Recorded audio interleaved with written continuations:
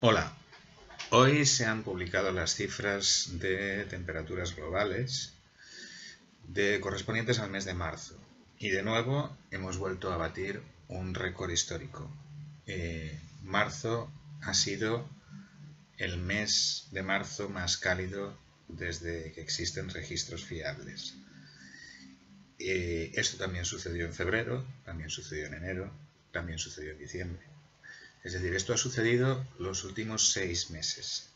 Es evidente que algo está pasando y algo que no es nada bueno.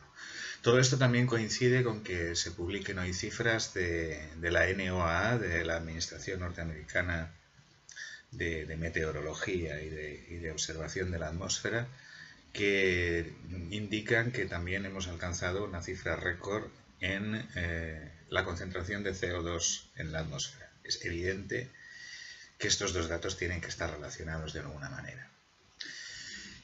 ¿Cuál es el problema?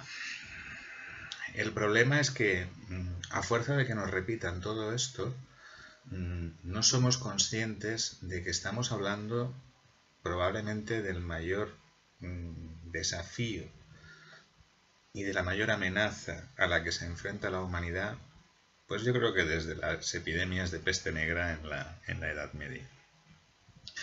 Estamos hablando de que lo que se nos avecina y de lo que se nos está ya echando encima es una crisis global sin precedentes. Algo que podríamos definir como la tormenta perfecta.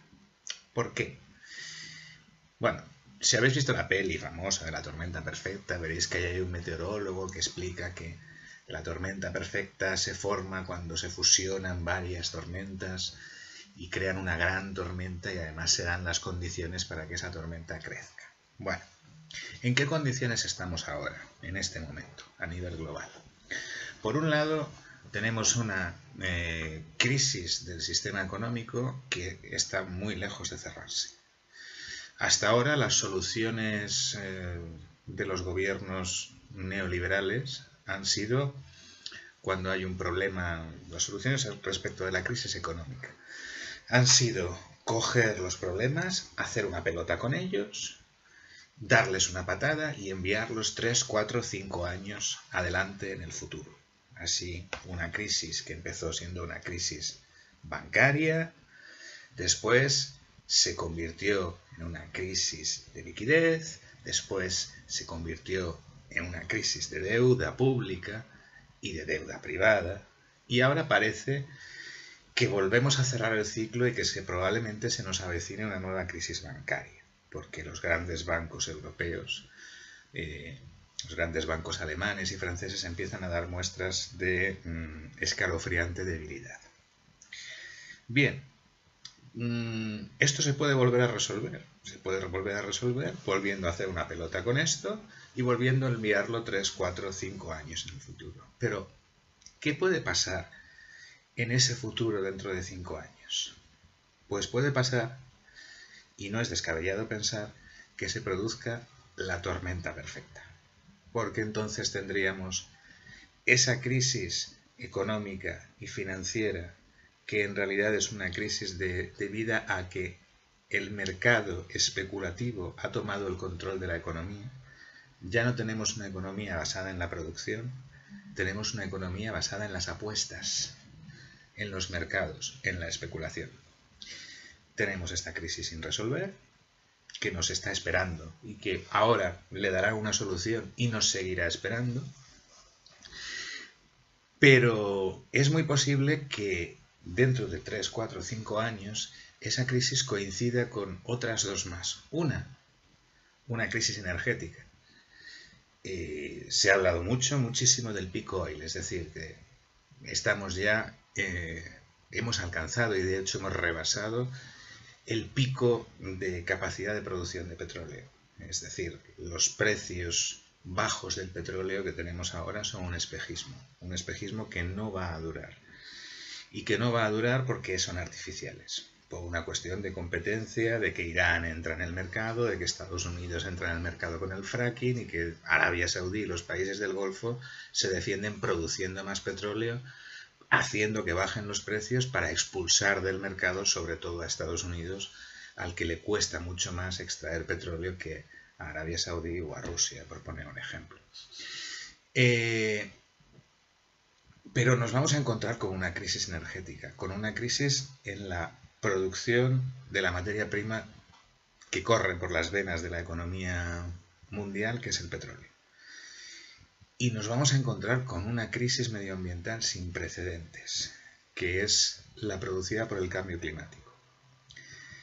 Esa crisis medioambiental sin precedentes podría llegar a afrontarse invirtiendo enormes cantidades de dinero. Enormes cantidades de dinero. Enormes cantidades de dinero que la economía global en este momento, o en ese momento, probablemente no va a tener disponibles. ¿Qué va a suceder? ¿El apocalipsis? No creo que vaya a suceder el apocalipsis. Desde luego vamos a vivir momentos duros, pero mi impresión es que estamos ante la caída de un sistema. Y eso es lo que vamos a vivir. Los gobiernos no van a tener más remedio que tomar el control de la economía y que revertir todo lo que se ha estado haciendo en los últimos 50 años. Y revertirlo a marchas forzadas, porque grandes empresas van a quebrar, grandes bancos van a quebrar, grandes aseguradoras que cubren riesgos van a quebrar. Y al final los gobiernos van a ser la única institución organizada que pueda tomar el control. Con lo cual, al final nos vamos a encontrar con teóricos neoliberales defendiendo la colectivización y defendiendo la vuelta a lo público, defendiendo la nacionalización de muchas empresas, sobre todo de los sectores estratégicos. Pero bueno, veremos. De todos modos, como en todas las tormentas, cuando se da una situación de este tipo, hay un problema muy importante, y es que muere mucha gente, mucha.